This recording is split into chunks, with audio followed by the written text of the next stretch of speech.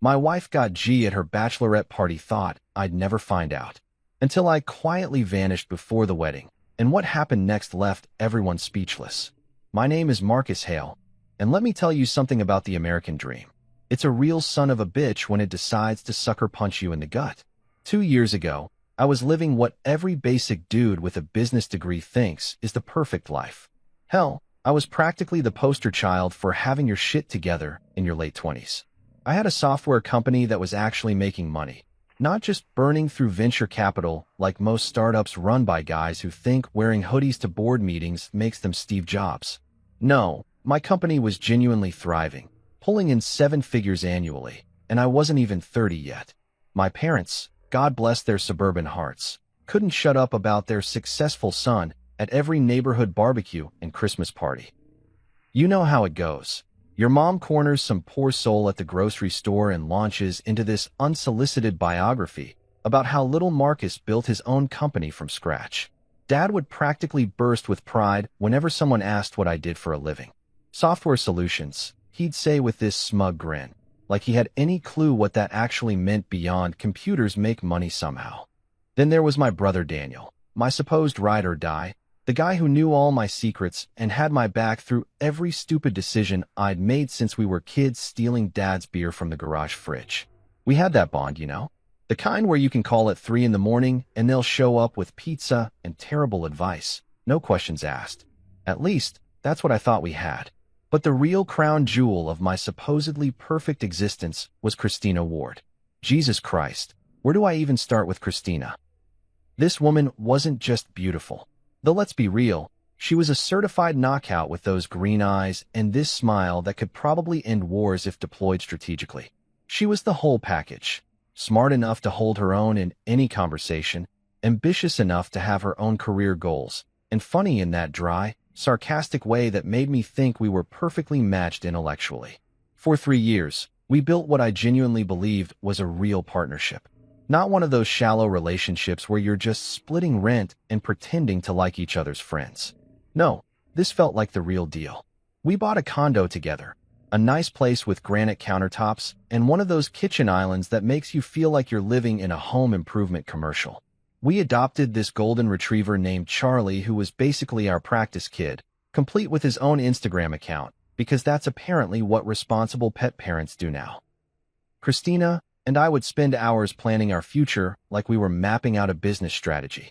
Dream vacations to places like Japan and Iceland, conversations about what we'd name our kids, debates about whether we wanted to live in the suburbs or stay urban.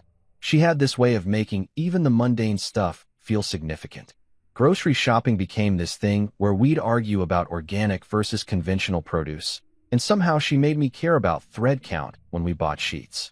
What really got me was how seamlessly she fit into my world and how naturally I slipped into hers. Her parents treated me like I was already family. Her dad would corner me during dinner parties to talk business, and her mom would text me directly about family events. Meanwhile, my own mother had basically adopted Christina as the daughter she never had. They'd go shopping together, share recipes, and have these long phone conversations about God knows what. It was like we'd created this perfect little ecosystem where everyone loved everyone, and the future was just this bright, shiny thing waiting for us to claim it. I thought I was the luckiest bastard alive.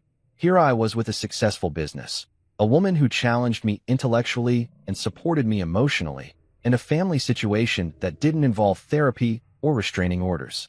I mean, what more could a guy ask for?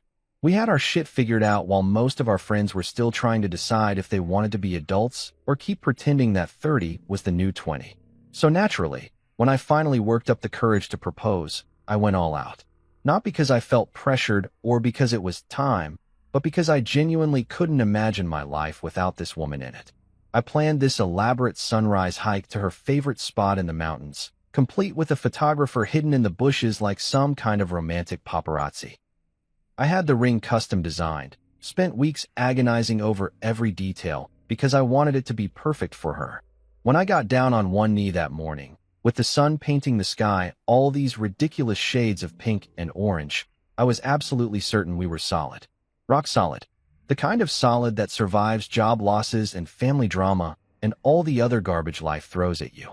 She said yes, obviously, and cried those happy tears that make you feel like you're in a movie. We called our parents right there on the mountain, and everyone was thrilled and started making plans and talking about Vanis. I thought I'd won the lottery, the relationship lottery that most people spend their entire lives trying to hit. I had found my person, the one who made all the cheesy romantic comedy bullshit actually make sense. The one who made me want to be better without making me feel like I wasn't good enough as I was. The one who laughed at my terrible jokes and called me out on my worst habits and somehow made even mundane Tuesday nights feel like something worth celebrating. But here's the thing about life. It's got this absolutely twisted sense of humor and perfect timing when it comes to destroying everything you think you understand about yourself and the people you love. Just when you're feeling most confident, most secure, most certain that you've got it all figured out, life decides to test exactly how unbreakable your unbreakable really is. And trust me, what I thought was unbreakable turned out to be made of something a lot more fragile than I ever imagined. But I'm getting ahead of myself. At that moment, on that mountain, with that ring on her finger and those tears in her eyes, I genuinely believed we had beaten the odds. I thought we were different, special, destined for one of those love stories that makes other people believe in forever. Turns out I was right about one thing. We definitely were going to be a story people would remember, just not the kind I had in mind. So let me paint you a picture of how quickly your entire world can go from Pinterest perfect to Jerry Springer nightmare, courtesy of one Becca Lewis. Christina's maid of honor and apparently the devil's own event coordinator. If you've ever wondered what pure evil looks like wrapped in a size 2 dress with a sociology degree, let me introduce you to this absolute gem of a human being. Becca had been Christina's best friend since college.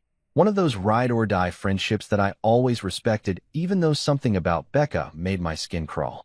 She was the kind of person who always had to one-up everyone's stories, who posted inspirational quotes on Instagram while talking shit about people behind their backs, and who somehow managed to make every conversation about herself. But Christina loved her, so I played nice and pretended not to notice when Becca would make little passive-aggressive comments about men in general and me specifically. When it came time to plan Christina's bachelorette party, Becca took charge like she was organizing a military operation. And honestly, I was relieved. Planning parties isn't exactly my forte. I'm more of a order pizza and watch Netflix kind of guy when it comes to celebrations. So when Becca announced she was taking the girls to Miami for a long weekend, I thought it sounded perfect. Sun, drinks, dancing, the whole stereotypical bachelorette experience that would give Christina great stories to tell our future kids. The guest list was exactly what you'd expect. Christina's younger sister Olivia, who was still in that phase where she thought being 23 made her wise about the world, plus 10 other friends from college and work, all of them decent people as far as I knew. Sure, a couple of them were still stuck in that post-college party phase where every weekend was an excuse to blackout drink and make questionable decisions, but nothing too crazy. Or so I thought. The first night went exactly as advertised. I got the obligatory group photos via text. You know the ones, where everyone's holding colorful drinks and making those exaggerated, we're having so much fun faces for social media.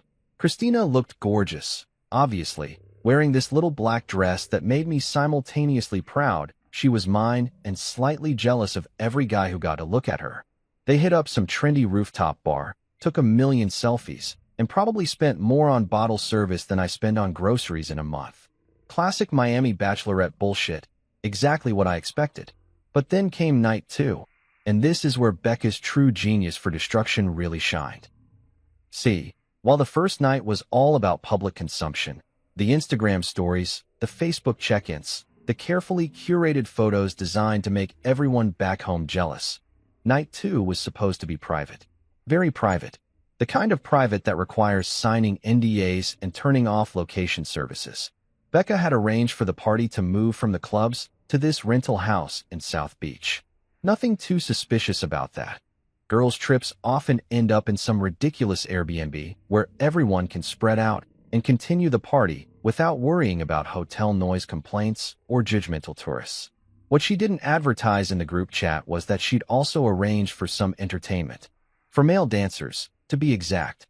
But let's call them what they actually were. Male strippers who specialized in private parties for groups of wealthy women looking to live out their 50 Shades fantasies. These weren't your typical Magic Mike wannabes doing cheesy routines at some dive bar. No, these were full-service performers who came with their own music, their own props, and absolutely zero boundaries when it came to audience participation. Now, here's where the story gets really interesting.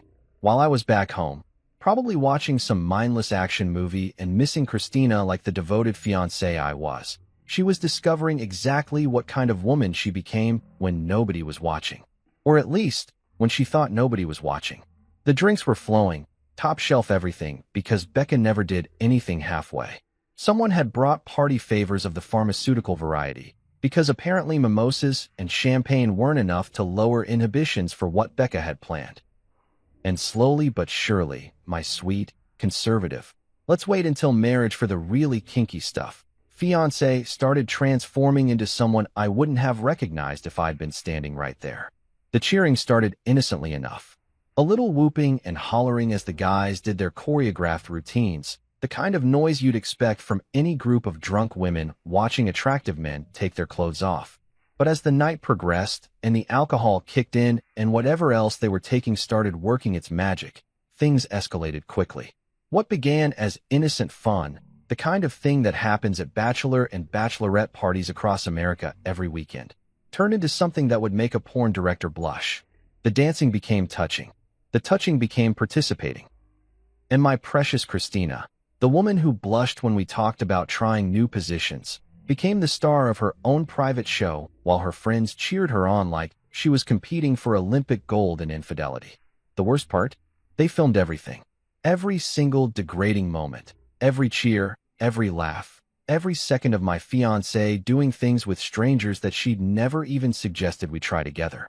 Becca, ever the documentarian, made sure to capture it all from multiple angles. For posterity, she probably told herself. For blackmail material, more likely.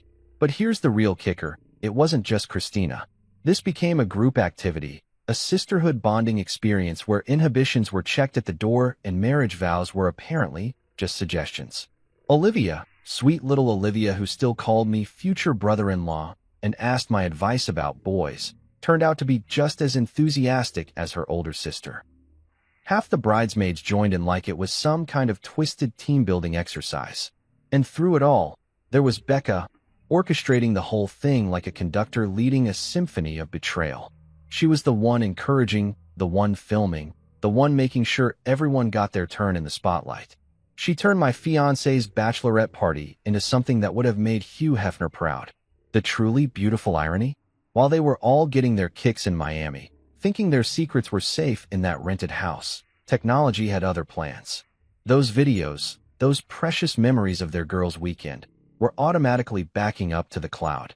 Our shared cloud storage account, specifically, the same one we used for wedding planning and vacation photos and all those sweet, innocent moments from our 3 years together.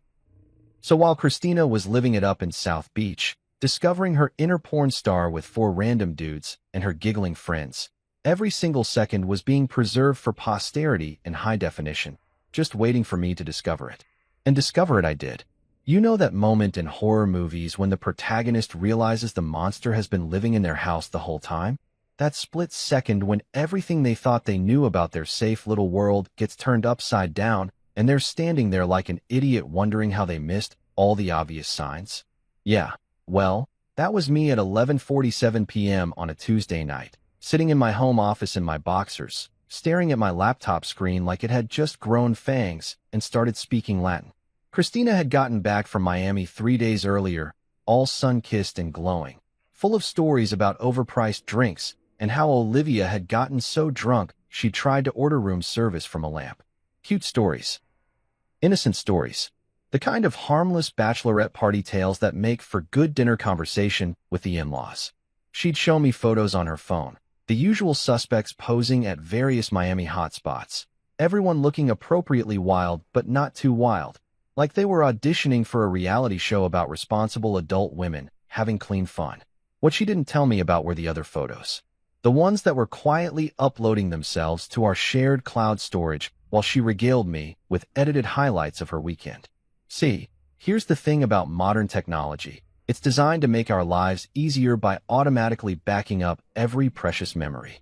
Family vacations, birthday parties, random Tuesday afternoon selfies, and apparently, your fiancé's weekend-long descent into behavior that would make a porn star proud. I'd been working late, trying to finish up some code for a client presentation, when I decided to grab some photos from our Miami trip last year for a slideshow. Just clicking through our shared albums, looking for that perfect sunset shot, when suddenly I'm staring at a thumbnail that definitely wasn't from our romantic getaway. It was Christina, all right, but this wasn't the Christina who worried about whether her dress was too short for church or who made me turn around when she was getting changed. At first, I thought it was some kind of mistake. Maybe someone else's photos had gotten mixed up with ours through some cloud storage glitch. Technology screws up all the time, right? But then I saw the timestamp. Last weekend, Miami. And then I saw Becca in the background, holding up her phone like she was filming a documentary about the complete destruction of my faith in humanity. I sat there for probably 10 minutes, just staring at that first thumbnail, my brain refusing to process what I was seeing. It's funny how your mind tries to protect you from devastating information by simply refusing to accept it. Like, maybe if I just didn't click on that video, it wouldn't be real. Maybe if I pretended I never saw it, I could go back to my nice little fantasy where my fiancée was this sweet, conservative girl who thought missionary position was adventurous. But curiosity and masochism make terrible bedfellows, and eventually I clicked. And then I clicked on another one, and another. Each video was like a fresh punch to the gut, a new revelation about exactly how wrong I'd been about the woman I thought I knew better than anyone else in the world. There she was, my sweet Christina, doing things with complete strangers that we'd never even discussed in our most intimate moments together. The worst part wasn't even what she was doing, though trust me, that was pretty fucking devastating. The worst part was how much she was enjoying it. The laughter, the enthusiasm, the complete abandonment of every boundary we'd ever established in our relationship. She wasn't drunk and making a mistake. She wasn't being pressured or coerced. She was having the time of her life, living out some fantasy I apparently never even knew existed. And there were her friends, cheering her on like she was winning Olympic gold in betrayal. Becca, naturally, was the ringleader, encouraging every degrading moment while making sure to capture it all from the best angles. Even sweet little Olivia was there, laughing and participating like this was just another Tuesday night for the Ward family women. I must have watched those videos for 3 hours, my brain cycling through every emotion a human being can experience in rapid succession. Anger, heartbreak, disbelief, rage, disgust, and finally, this weird, cold calculation that I didn't even recognize as coming from me. It was like watching my personality split in real time. The emotional Marcus getting shoved into a closet while this new, analytical version took control. The next few days were absolutely surreal.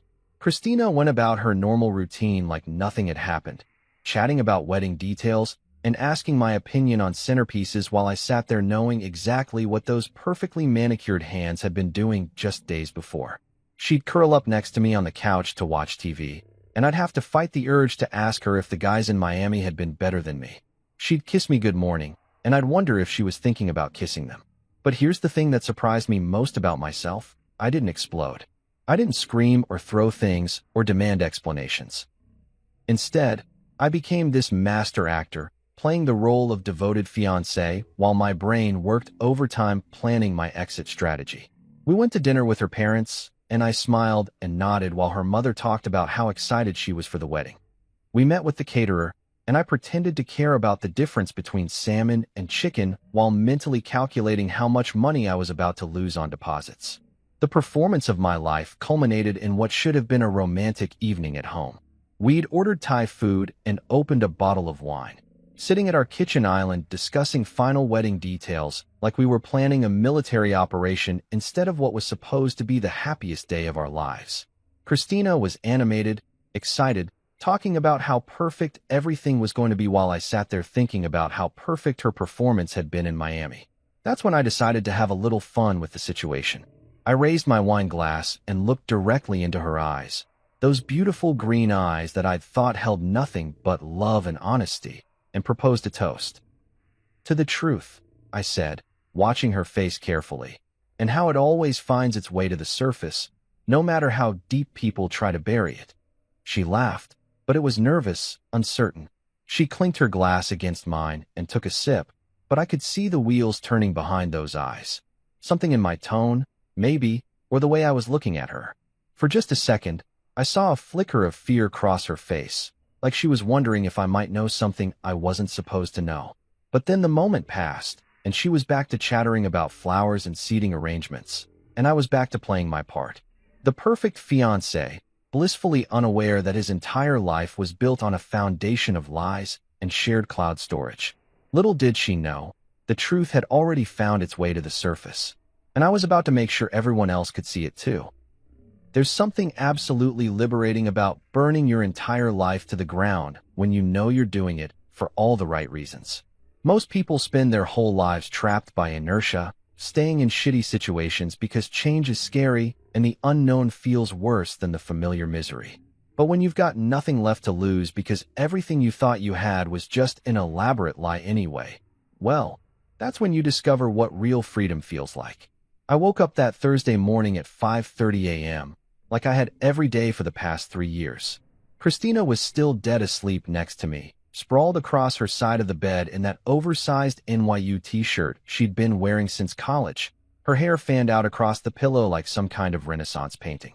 For a split second, looking at her peaceful face in the early morning light, I almost forgot what I knew.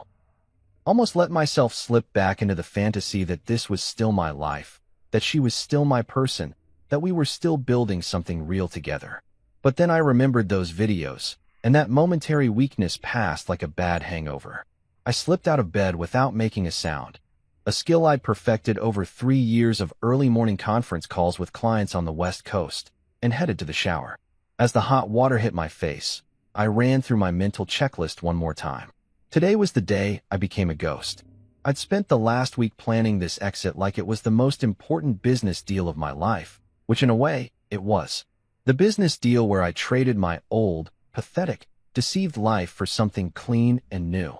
I'd already transferred the important files from my office to a secure server, quietly closed out projects with existing clients, and set up automatic payments for all the bills that would need handling in the coming weeks.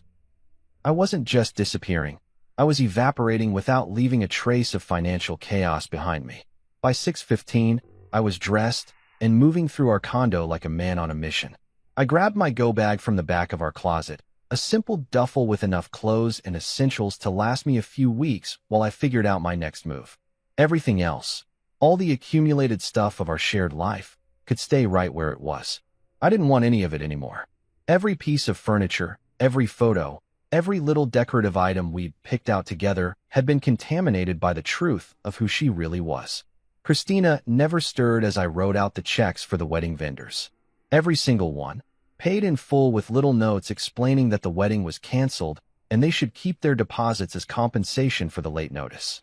The florist, the caterer, the band, the photographer, all of them got their money and their freedom. I wasn't going to let innocent small business owners suffer because my fiancé turned out to be a fraud.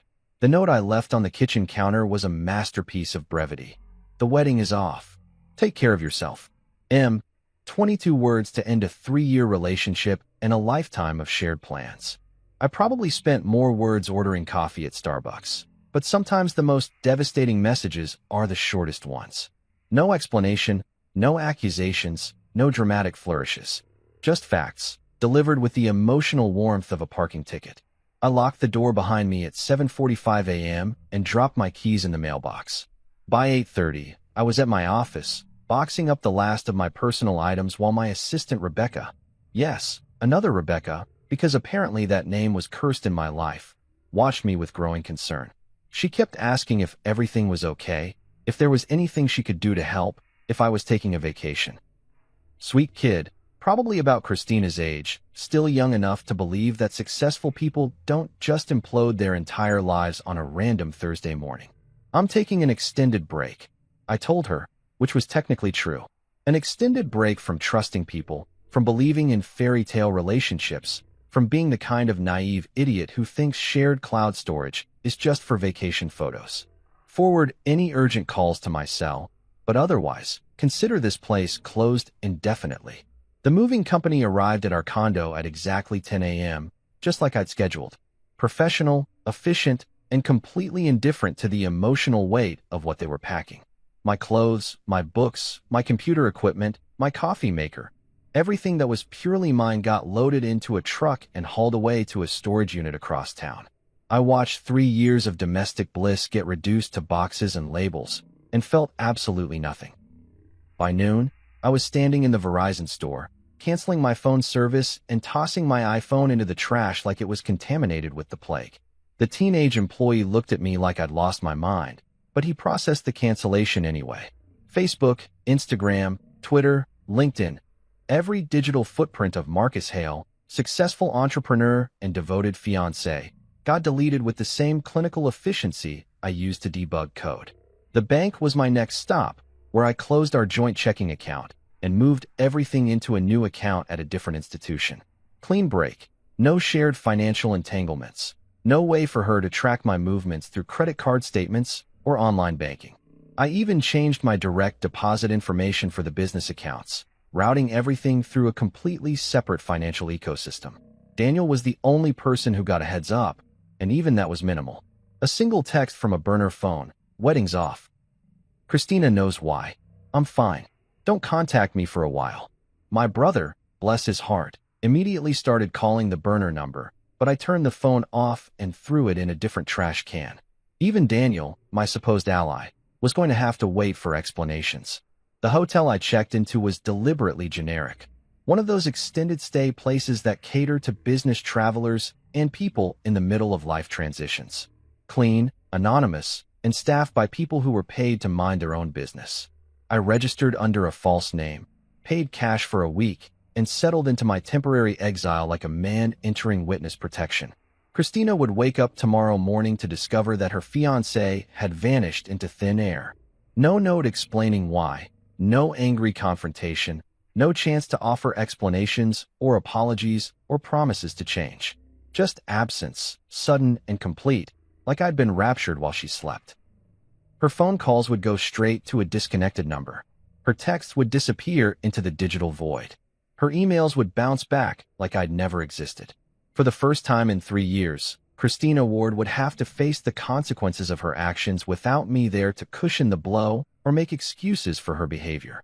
And somewhere in that anonymous hotel room, I smiled for the first time in a week. Saturday morning, June 15th. What should have been our wedding day? What should have been the culmination of 3 years of planning? The day Christina walked down the aisle in that ridiculously expensive dress she'd spent months obsessing over. The day I promised to love and cherish her until death do us part. Instead, I was sitting in a coffee shop in downtown Seattle, nursing my third espresso and putting the finishing touches on what would become the most visited website in Christina Ward's personal history.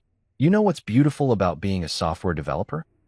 You learn to think in systems, in cause and effect, in elegant solutions to complex problems. And Christina's little Miami adventure had presented me with a fascinating problem. How do you ensure that actions have consequences when the person committing those actions thinks they've gotten away with murder? How do you make sure the truth gets the audience it deserves? The answer, as it turns out, is surprisingly simple. You build a website. Not just any website, mind you. This wasn't some amateur-hour revenge blog thrown together in a fit of rage. No, this was a professional-grade digital monument to accountability, designed with the same attention to detail I'd put into million-dollar client projects. Clean layout, optimized for mobile viewing, fast loading times, and search engine optimization that would make a marketing guru weep with envy. The domain name was perfect in its simplicity, ChristinaWardTruth.com. Her full name, right there in the URL, so anyone who Googled her would find exactly what they were looking for. I registered it through a privacy service, paid for 3 years upfront, and set up hosting on a server farm that could handle serious traffic. Because something told me this site was going to be popular. The homepage was a masterpiece of understated design. Just her name at the top in elegant typography, followed by a simple tagline. The truth about a Miami weekend.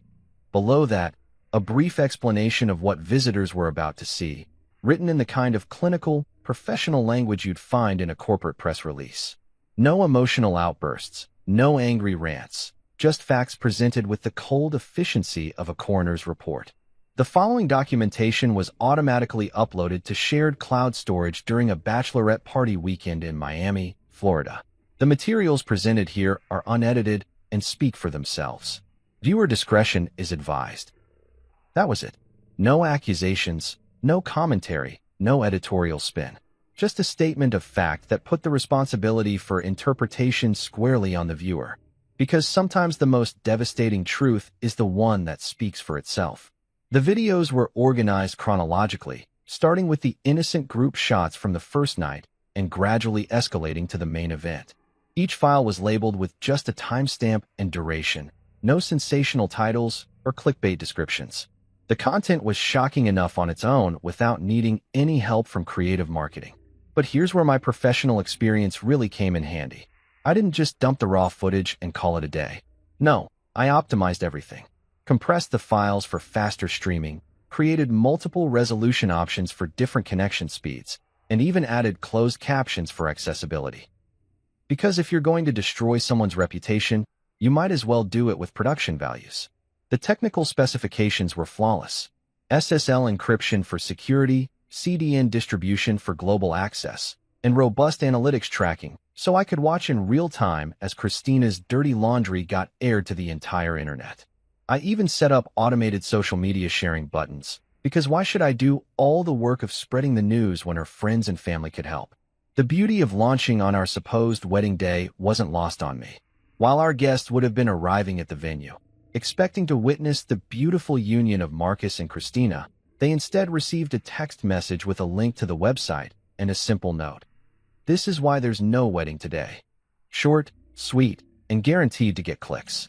I watched the analytics dashboard like a day trader monitoring stock prices. The first visitor hit the site at 10:47 a.m., probably Christina herself, frantically typing her own name into Google after someone forwarded her the link. The visitor count climbed steadily as word spread through our social circles like a digital wildfire. 10 visitors, then 50, then hundreds as people shared the link with friends and family. The geographic distribution was fascinating. Seattle, where we lived. Miami, where her sins were committed. Los Angeles, where her parents had retired.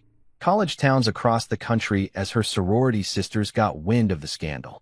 The website was going viral in all the worst ways for Christina and all the best ways for truth and justice. By noon, I had confirmation that the message had reached its intended targets.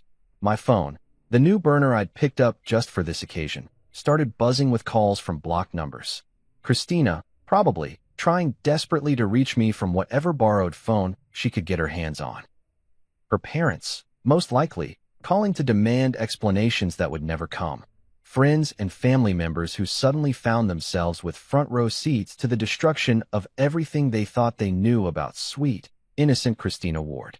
The most satisfying part was watching the download statistics. People weren't just viewing the content, they were saving it, sharing it, ensuring that even if I took the site down tomorrow, Christina's Miami memories would live forever in screenshot and screen recording form. The internet never forgets, and I'd just given it something very memorable to hold on to. Around 2 p.m., I got a notification that someone had tried to report the website for hosting revenge porn. Cute attempt, but legally meaningless since all the content had been voluntarily created and automatically shared to a joint account. Christina had essentially published this material herself. I was just providing better distribution and a more user-friendly interface. The comments section I'd included was already filling up with reactions from people who recognized the participants. Former colleagues expressing their shock, family friends asking if this was really the same Christina they'd known since childhood, and college acquaintances sharing their own stories about Becca's previous party planning adventures. The internet had become both judge and jury, and the verdict was unanimous: guilty as charged. As the sun set on what should have been our wedding night, I closed my laptop and allowed myself a moment of pure satisfaction. Christina Ward had wanted to have her cake and eat it too, living a double life where she could be the perfect fiancée to my face and a completely different person behind my back. Well, now everyone could see exactly what kind of cake she'd been eating in Miami, and the internet was going to make sure she choked on every bite. You know what they say about throwing a stone into a pond? The ripples keep spreading long after the stone has sunk to the bottom. Well, ChristinaWardTruth.com was more like dropping a nuclear bomb into a kiddie pool, and the shockwaves were absolutely magnificent to watch unfold from my front row seat in digital purgatory. The first domino fell on Monday morning, exactly 72 hours after I hit publish. Christina's boss at Morrison Marketing called her into his office for what I can only imagine was the most uncomfortable conversation of her professional life. See, Christina worked for one of those boutique agencies that specialized in family-friendly brands. Think wholesome breakfast cereals, children's toys, and organic baby food companies. Their entire business model was built on trust, reputation, and the kind of squeaky clean image that doesn't mesh well with employees starring in amateur porn productions. According to my sources, and yes, I had sources, because Seattle's marketing community is smaller than you'd think and gossip travels faster than a Tesla in ludicrous mode, the conversation went something like this. Christina, we've become aware of some materials circulating online that feature you prominently. While we don't typically concern ourselves with our employees' private lives, several of our clients have expressed concern about the association with their brands. Translation: you're fired. And we're going to pretend this is about protecting our clients instead of admitting we're embarrassed to have hired someone who thinks gangbangs make for good bachelorette party entertainment. She was escorted out of the building that same afternoon, her corporate access revoked, her company laptop confiscated, and her dreams of becoming the next big thing in marketing flushed down the toilet along with her reputation. 3 years of climbing the corporate ladder, building client relationships, and positioning herself as a rising star in the industry, all undone by one weekend of poor decision-making and Becca's documentary filmmaking skills. But Christina's professional suicide was just the opening act. The real show started when her parents got wind of what their precious daughter had been up to in Miami. Robert and Helen Ward, pillars of their suburban community and devout members of St. Mary's Episcopal Church, suddenly found themselves fielding phone calls from concerned friends who'd stumbled across their daughter's internet debut. Picture this. You're 68 years old, you've spent your entire life building a respectable reputation in your community, and you're known as the couple who raised that lovely, successful daughter who was marrying that nice young man with the software company. Then suddenly you're getting phone calls from your bridge club asking if you've seen what Christina's been up to online, and your pastor is stopping by for an unscheduled visit to discuss family matters. The conversation between Christina and her parents happened over speakerphone, which I know because little Olivia was there and apparently has trouble keeping her mouth shut when she's been drinking. According to her tearful account to anyone who would listen, their father's exact words were, "We didn't raise you to behave like a common whore, and we won't pretend we did just to spare your feelings." Helen, ever the supportive mother, chimed in with, "How could you do this to our family? How are we supposed to show our faces at church knowing that everyone has seen you doing those things?" And just like that, Christina Ward became an orphan at 27. Her parents didn't just disown her. They actively scrubbed her existence from their lives like she was a stain they were trying to bleach out of the family fabric. Photos came down from the mantle, her childhood bedroom got converted into a craft room, and Christmas card lists were suddenly one name shorter. The social ostracism was swift and merciless. The same community that had celebrated her engagement and planned to attend our wedding suddenly treated her like she was carrying the plague. Former friends crossed the street to avoid awkward conversations. Neighbors who used to chat over the fence suddenly found pressing reasons to go inside whenever she appeared. The local coffee shop where she'd been a regular for years started serving her with the kind of cold efficiency usually reserved for difficult customers who never tip. But the real entertainment value came from watching the domino effect spread to her co-conspirators. Becca Lewis, the mastermind behind the whole operation, found herself dealing with some serious relationship turbulence when her fiancé Michael discovered exactly what kind of maid of honor duties she'd been performing in Miami. Turns out Michael was one of those old-fashioned guys who thought fidelity mattered in a relationship. Imagine that. Their breakup was spectacular enough to warrant its own social media subplot. Michael didn't just dump Becca. He did it publicly, posting a lengthy Facebook status that began with, "When someone shows you who they really are, believe them," and ended with, "Some mistakes can't be forgiven, and some trust can't be rebuilt." He even tagged her in it, just to make sure everyone knew exactly who he was talking about. Two of the other bridesmaids, Sarah and Jennifer, both married with children, suddenly found themselves explaining to their husbands why they'd thought participating in a group sex situation was appropriate entertainment for a girls' weekend. Sarah's marriage imploded within a week, her husband filing for divorce and demanding full custody of their twins. Jennifer managed to convince her husband that she'd been too drunk to know what she was doing, but their relationship never recovered from the trust issues that followed. The most satisfying casualty was probably Amanda, the elementary school teacher who'd been so enthusiastic about the evening's activities. Turns out school districts take a dim view of educators who star in pornographic materials, even if it's technically their personal time. Parents complained, the school board got involved, and Amanda's teaching license got revoked faster than you can say moral turpitude clause. Even Olivia, sweet little Olivia who was supposed to be the innocent baby sister, found herself dealing with consequences. Her job at the nonprofit was technically safe. They couldn't fire her for legal activities conducted on her own time, but the whispers and awkward interactions made her work environment so toxic that she ended up quitting and moving across the country to start over somewhere her last name didn't come with a built-in Google search nightmare. The beautiful irony of the whole situation was that they'd all thought their Miami weekend was consequence-free fun. Just girls being girls, letting loose before Christina settled down into married life. They'd convinced themselves that what happened in Miami would stay in Miami, like some twisted variation of the Vegas rule.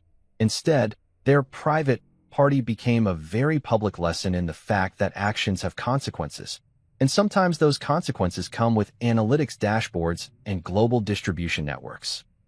They'd wanted to have their fun and forget about it. I made sure the internet would never let them forget about anything ever again.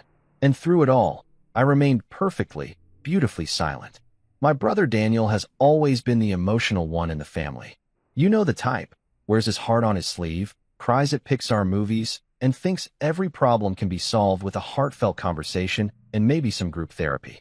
So when he finally tracked me down at my temporary hideout 3 weeks after the website launch, he was expecting to find his big brother curled up in a corner somewhere, drowning his sorrows in whiskey and tissues like some kind of country music cliché. Instead, he found me in my hotel room, sitting at a makeshift desk made from the room's tiny table, surrounded by printed documents, legal pads covered in handwriting, and 3 separate laptops running different monitoring programs. I looked up when he knocked, buzzed him in, and went right back to work like he was just another interruption in my busy schedule of orchestrating Christina's complete social annihilation. "Jesus Christ, Marcus," he said, staring at my setup like he'd walked into some kind of FBI operation. "What the hell is all this?" "Research," I replied, not bothering to look up from the spreadsheet I was updating with the latest casualty reports from Christina's rapidly shrinking social circle. "Due diligence. Quality control. Pick your favorite business buzzword. They all apply." Daniel sat down on the bed and watched me work for a few minutes, probably trying to process the fact that his emotionally devastated brother had apparently transformed into some kind of revenge-plotting automaton. He kept waiting for me to break down, to show some sign that I was processing this like a normal human being who'd just had his entire life imploded by the woman he loved. "Dude," he finally said, "I expected you to be a mess. I thought I'd find you drunk and crying and listening to sad music. This is fucking terrifying." I looked up from my laptop and smiled at him. Not a bitter smile or a sarcastic one, but the kind of genuine, relaxed smile I used to give clients when I was about to deliver exactly what they'd asked for, on time and under budget. Why would I be a mess? I'm handling this exactly like any other business problem. Identify the issue, research the variables, develop a comprehensive solution, and execute with precision. That's when I showed him the files. 3 accordion folders, each one meticulously organized and labeled, containing everything I'd compiled about Christina's Miami adventure and its aftermath. The first folder was labeled Documentation. Every video, every photo, every text message from that weekend, all printed out and organized chronologically with timestamps and participant identification. The second folder was Background Research, and this is where Daniel's eyes really started to widen. See, while everyone assumed I was off somewhere licking my wounds, I'd actually been quite busy. I'd hired a private investigator, a real one, not some sketchy guy from a strip mall, but a former FBI agent who specialized in corporate fraud cases. Professional, thorough, and completely discreet. Within 2 weeks, I had complete background checks on all 4 of the male performers from that night. Names, addresses, employment history, criminal records, and most importantly, medical records.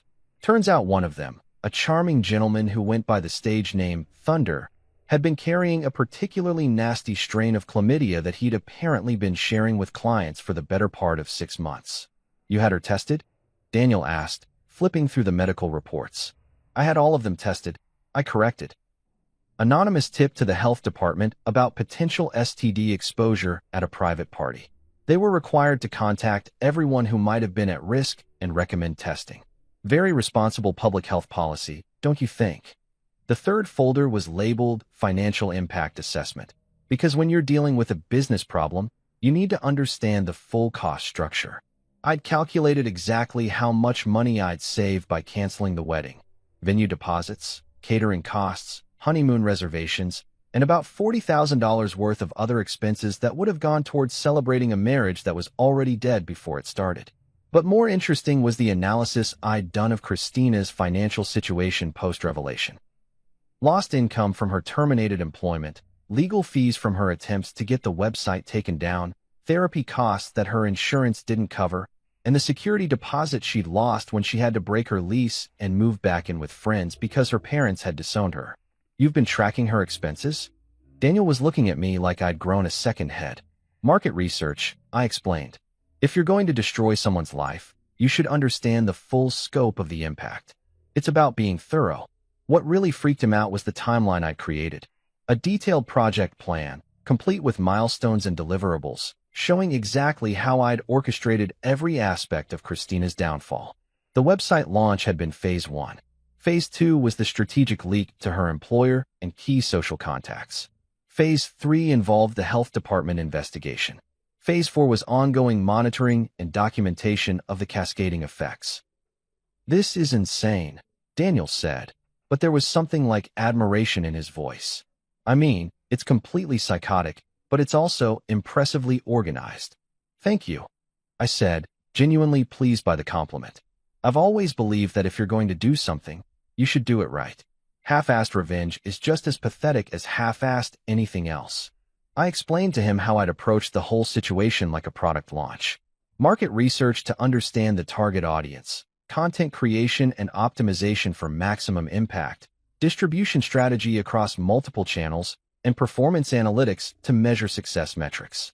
I even had conversion tracking set up to monitor how many people who visited the website took additional actions like sharing the content or leaving comments. "The beautiful thing about treating it like a business project," I told him, "is that it removes all the messy emotional variables. I'm not doing this because I'm angry or hurt or want revenge. I'm doing it because it's the logical response to the problem Christina created when she decided to film herself fucking 4 strangers and then lie to my face about it for 3 weeks." Daniel was quiet for a long time, just staring at the organized chaos of my temporary war room. Finally, he asked the question I'd been waiting for. "Don't you feel anything? Aren't you sad or angry or anything?" I considered the question seriously because Daniel deserved an honest answer. "I felt plenty," I said. "For about 48 hours after I found those videos, I felt everything. Rage, heartbreak, betrayal, confusion, the whole emotional buffet. But then I realized that feelings weren't going to solve the problem. Feelings weren't going to make sure she faced appropriate consequences for her choices. Feelings weren't going to prevent her from doing this to some other poor bastard in the future. So you just turn them off." I redirected them. I corrected, channeled them into something productive. Christina thought she could have her fun and then go back to playing the innocent fiancé.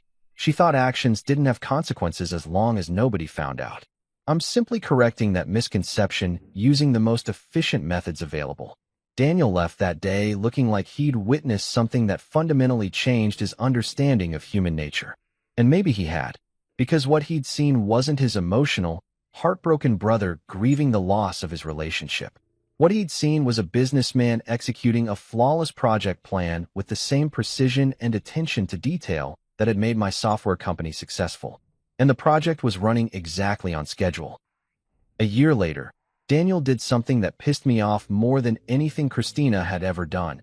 And that's saying something considering she'd literally filmed herself getting gangbanged by strangers 3 weeks before our wedding. My brother, in his infinite wisdom and complete disregard for my explicit instructions, decided that Christina deserved to know what had really gone through my head during those final weeks. Because apparently, Daniel had appointed himself the ambassador of emotional closure, and he thought everyone needed to process their feelings like we were all living in some kind of therapeutic reality show. He told me about it over beers at our usual spot, this dive bar near his apartment where the bartender minds his own business and the jukebox still plays actual CDs. Daniel had that guilty look on his face that I remembered from when we were kids, and he'd broken Mom's favorite vase or forgotten to feed our goldfish for a week straight. The look that said he'd done something he knew I wouldn't approve of, but he'd convinced himself it was for my own good. I met with Christina, he said, not even waiting for me to sit down with my beer. Just dropped it on me like a bomb while I was still shrugging out of my jacket.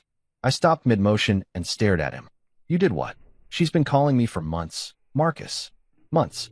Leaving voicemails, sending texts, begging me to just talk to her for 5 minutes. She wanted to understand what happened, why you just disappeared like that without giving her a chance to explain. There was nothing to explain, I said, finally sitting down and taking a long pull from my beer. The videos explained everything pretty clearly. High definition, multiple camera angles, excellent audio quality. Really, Becca should have gone into documentary filmmaking professionally. But Daniel wasn't going to be deterred by my sarcasm. He had that earnest, concerned brother expression that meant he was about to try to save my soul whether I wanted it saved or not. She's a mess, Marcus. Like, completely broken. You should see her. She's lost probably 20 pounds. She looks like she hasn't slept in months, and she's basically become a hermit because she can't go anywhere without people recognizing her from your website. Good, I said, meaning it. Actions have consequences. She chose to document her extracurricular activities, and I chose to make sure those documents got the audience they deserved. Natural cause and effect. That's exactly what I'm talking about, Daniel said, leaning forward with that intensity he got when he was trying to make a point. You talk about her like she's a business problem you solved, not someone you loved for 3 years. It's not normal, Marcus. It's not healthy. So I told him what I'd told him a dozen times before, that I was fine, that I'd processed everything in my own way, and that Christina Ward could rot in whatever hole she'd crawled into for all I cared. But Daniel had already made up his mind that I needed intervention, and apparently he thought the best way to provide that intervention was to give my ex-fiancée a detailed psychological profile of my mental state during the worst period of my life. I told her about that night, he said, and my blood went cold. The night you found the videos. How you called me at 2 in the morning, completely silent for like 5 minutes before you could even speak. How you described watching those videos like you were giving a police report, no emotion at all, just facts. Christina had sexual intercourse with 4 unidentified males while her friends filmed and encouraged the activity. Like you were reading from a textbook. I wanted to punch him. Actually physically assault my own brother for violating the one confidence I trusted him with during the worst moment of my life. Instead, I finished my beer and ordered another one, because alcohol seemed like a better coping mechanism than fratricide. I told her how you didn't sleep for 3 days, Daniel continued, apparently oblivious to the fact that I was considering whether killing him would be worth the prison sentence. How you sat in your office just staring at spreadsheets, running calculations on how much money you'd lose if you canceled the wedding versus how much you'd lose if you went through with it. How you told me that loving someone who didn't exist was worse than loving someone who didn't love you back. That one hit home because it was true. During those 72 hours between discovery and disappearance, I'd had plenty of time to analyze exactly what had happened to my life. The woman I'd loved, the woman I'd planned to marry, the woman I'd built my entire future around, she didn't exist. She was a fictional character that Christina had played for 3 years, a performance so convincing that I'd bought it completely. I told her about the therapy, Daniel said, and now I really did want to kill him. How you didn't go to process grief or anger or any normal human emotion. You went to make sure your exit was emotionally clean, as you put it. How you spent 6 sessions with Dr. Peterson learning techniques for emotional detachment, so you could end the relationship without getting caught up in feelings that might make you change your mind. Dr. Peterson, That smug bastard with his leather-bound notebooks and his carefully neutral expressions, who charged $200 an hour to teach me how to turn off my humanity like it was a software feature I could disable. He'd been fascinated by my approach, treating our sessions like a case study in applied psychology rather than actual therapy. The thing that really got to her, Daniel continued, apparently determined to violate every confidence I'd ever shared with him, was when I explained that you'd decided the opposite of love wasn't hate. That hate would have meant she still mattered to you, still had the power to affect your emotions. You chose indifference because it was the most complete form of erasure you could achieve. Christina had cried when Daniel told her that part. Sobbed, actually, according to his detailed account of their meeting, because she'd finally understood that I hadn't given her the dignity of anger or the respect of a confrontation or even the basic human courtesy of an explanation. I'd simply decided she no longer existed and acted accordingly. She wanted to fight for the relationship, Daniel said. That's what she told me. She said if you'd screamed at her, if you'd thrown things or demanded explanations or given her a chance to grovel and beg forgiveness, she would have done whatever it took to make things right. But you didn't give her anything to fight against. You just erased her. And that, right there, was the point Daniel had missed entirely. Christina didn't deserve a fight. She didn't deserve the chance to explain or apologize or make amends. She deserved exactly what she'd gotten. Nothing. The complete absence of my attention, my emotion, my presence in her life. She asked me if you'd ever loved her at all, Daniel said quietly. If the whole 3 years had been fake, if you'd been planning to leave her anyway. What did you tell her? I told her the truth. That you loved who you thought she was. That you would have died for the woman you thought you were marrying. But that woman never existed, and once you figured that out, there was nothing left to love. Daniel finished his beer and looked at me like he was waiting for some kind of emotional breakthrough, some moment of catharsis where I'd break down and admit that I still cared about Christina and needed closure and healing and all that therapeutic bullshit. Instead, I ordered another round and changed the subject to baseball scores. Because the truth was, Daniel had told Christina exactly what she needed to hear, that the punishment wasn't anger or revenge or even hatred. The punishment was nothing at all. 2 years later, I was living proof that the universe has a sixth sense of humor and impeccable timing when it comes to orchestrating the most awkward possible moments in human existence. There I was, standing in the organic produce section of a Whole Foods in downtown Seattle, debating whether the $30 a pound heirloom tomatoes were worth it for the salad Lauren had requested, when fate decided to play its cruelest joke yet. I heard my name whispered behind me like a prayer or a curse, and I knew immediately who it was without turning around. You know how they say you never forget your first love? Well, you also never forget the voice of the woman who taught you that love is just an elaborate con game played by people who haven't figured out how to be honest about what they really want. Marcus. I turned around slowly, like I was moving through water, and there she was. Christina Ward, or whatever name she was going by these days. The woman who had once been the center of my universe, now looking like a completely different person standing next to the overpriced organic kale. 2 years had not been kind to her, and I found myself conducting an involuntary before and after comparison like she was a cautionary tale about the long-term effects of public humiliation. The Christina I remembered had been radiant, confident, always perfectly put together like she was constantly ready for an impromptu photo shoot. This Christina looked like she'd been living under a bridge for the past 24 months. She'd lost weight, too much weight, the kind that makes a person look fragile instead of fit. Her hair, which had once been her pride and joy, was pulled back in a simple ponytail that screamed, "I've given up on trying to look good." And her clothes, Jesus Christ. Her clothes looked like she'd picked them up from a clearance rack at Target without bothering to check if they actually fit. But it was her eyes that really got me. Those green eyes that had once sparkled with intelligence and humor now looked hollow, haunted, like she'd seen things that had fundamentally changed her understanding of how the world worked.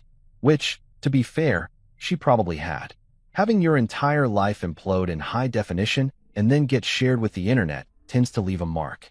"Christina," I said, my voice perfectly neutral, like I was acknowledging a casual acquaintance I'd run into at a coffee shop.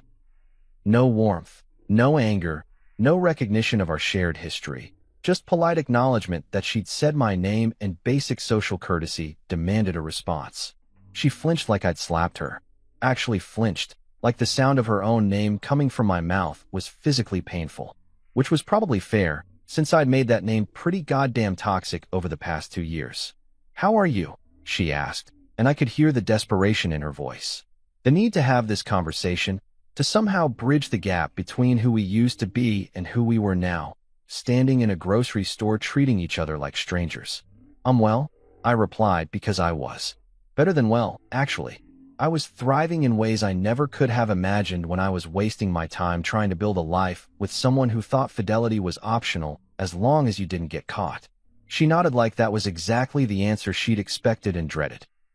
"I heard you got married," she said, and I could see her trying to force enthusiasm into her voice. "Congratulations. That's wonderful." "Thank you," I said, adjusting my wedding ring slightly, not consciously, but she noticed anyway. Her eyes followed the movement like it was a knife being twisted in a wound. "Lauren is a surgeon. We met through mutual friends about 18 months ago." The timeline wasn't lost on her. 18 months ago meant I'd found someone new, fallen in love, gotten engaged, and married, all while she was still dealing with the fallout from her Miami adventure. While she was probably still trying to figure out how to rebuild her life from the smoking crater I'd left behind. I'd moved on completely and built something better with someone who understood basic concepts like honesty and commitment. "That's great," she said, and I give her credit for trying to sound like she meant it. "Really great. I'm happy for you." "We're expecting our first child in the spring," I added, because sometimes truth is the most effective weapon available. "Lauren's about 5 months along. We're very excited." That one hit like a physical blow. I watched her face crumble for just a second before she managed to pull herself together and force another smile. Because we talked about kids, back when we were playing house and pretending to plan a future together. We'd even picked out names, had debates about public versus private school, discussed whether we wanted to raise them in the city or move to the suburbs. Now I was having that future with someone else, someone who deserved it, while Christina got to stand in a grocery store and pretend she was happy about it. "I'm glad you found someone," she said, and her voice cracked just slightly on the word someone. "You deserve to be happy." "I am," I said simply, because it was true. I was happy in ways I'd never been with her, even during what I'd thought were our best moments. Lauren and I had built something real, something honest, something that didn't require me to constantly worry about what she was doing when I wasn't around. Christina took a deep breath, like she was preparing for something difficult. "Marcus, I know this probably isn't the time or place, but I need to say something. I need you to know how sorry I am. About everything. About what I did.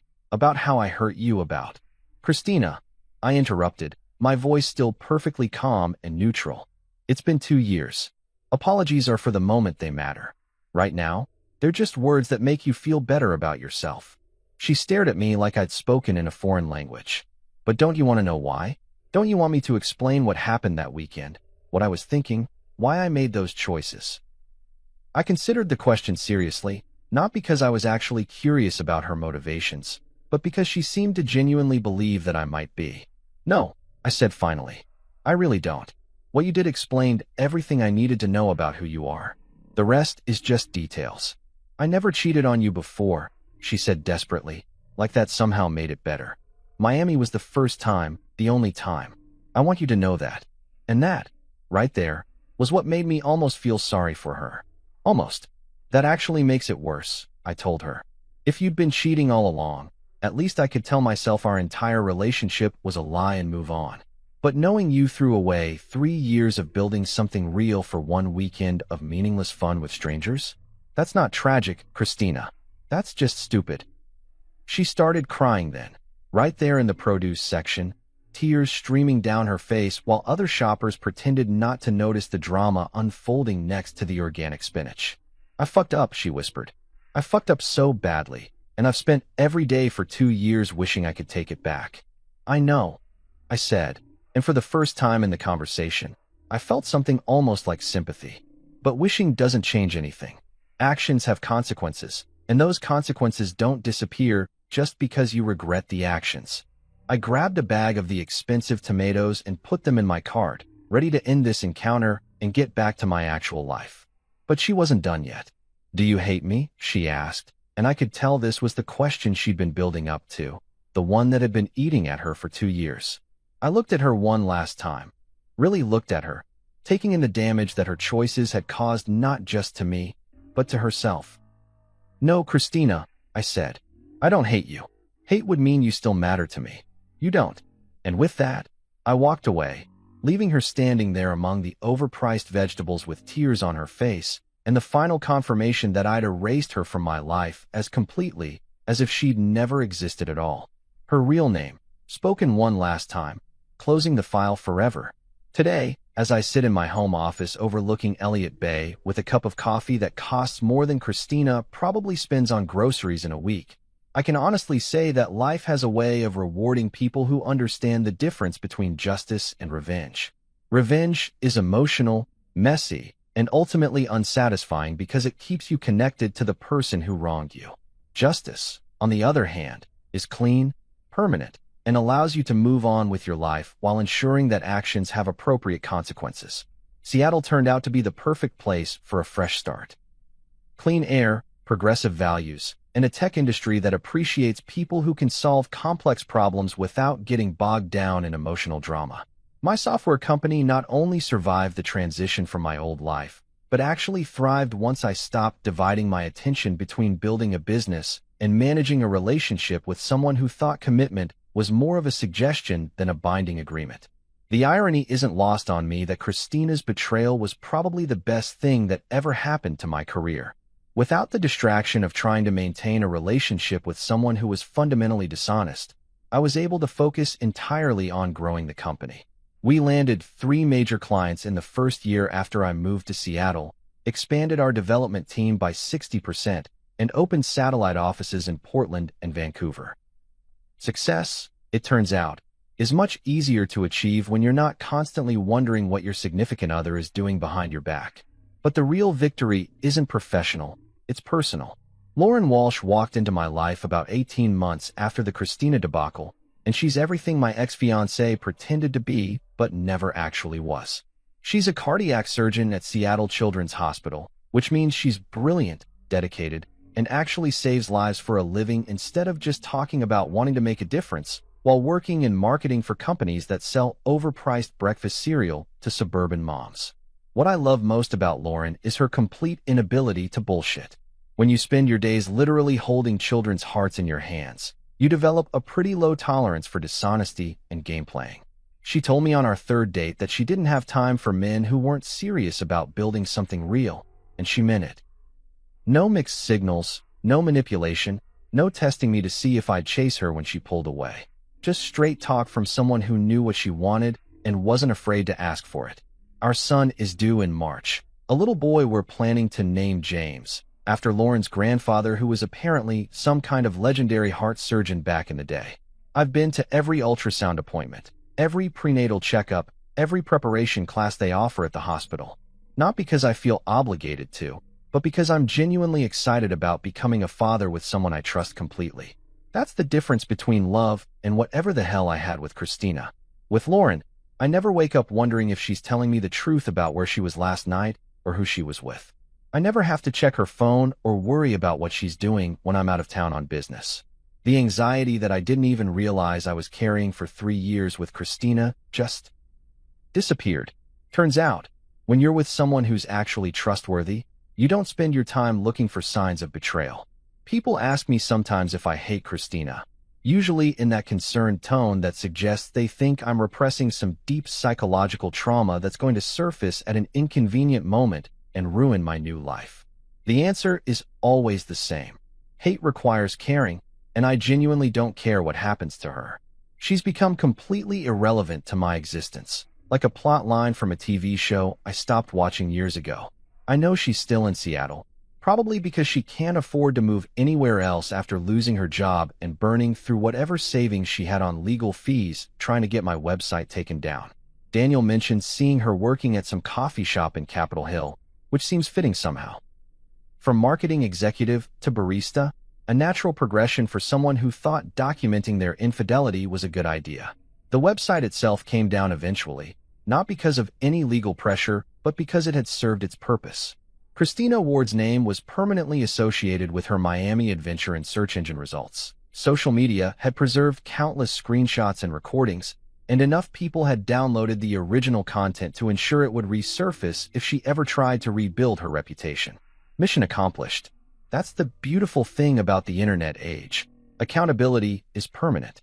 In the old days, people could move to a new town, change their name, and reinvent themselves after making catastrophic life choices. Now, your mistakes follow you forever, which is exactly as it should be. Actions should have consequences, and those consequences should be proportional to the damage caused. Christina didn't just cheat on me. She documented it, celebrated it, and then lied to my face about it for weeks while I planned our wedding like an idiot. She chose to create permanent evidence of her betrayal, so I simply made sure that evidence got the audience it deserved. Poetic justice, delivered through technology and social media virality. The most satisfying part isn't her downfall. It's my complete indifference to it. I don't check up on her, don't ask Daniel for updates, don't Google her name to see if she's managed to crawl out of the hole she dug for herself. She exists in my mind only as a cautionary tale about the importance of thoroughly vetting potential life partners before making long-term commitments. Lauren knows the whole story, obviously. I told her everything on our 6th date, when things were getting serious enough that she deserved to know why I was so careful about trust and commitment. Her response was perfect. So you found out your ex was a liar and a cheater, and instead of wasting years trying to fix her, you moved on and built a better life. That sounds like healthy decision-making to me. No drama, no jealousy, no insecurity about competing with my past. Just a practical assessment from someone who understands that people's previous choices are usually excellent predictors of their future behavior. Some people might call what I did to Christina cruel or disproportionate. I call it educational. She learned that actions have consequences. Her friends learned that enabling bad behavior makes you complicit in those consequences, and any future partners she might have will be able to make informed decisions about whether they want to risk getting involved with someone who thinks fidelity is optional. The world is a slightly more honest place because of what I did, and I sleep perfectly well at night knowing that. Silence has always been the loudest answer. And in that silence, I didn't just win. I built something infinitely better than what I lost.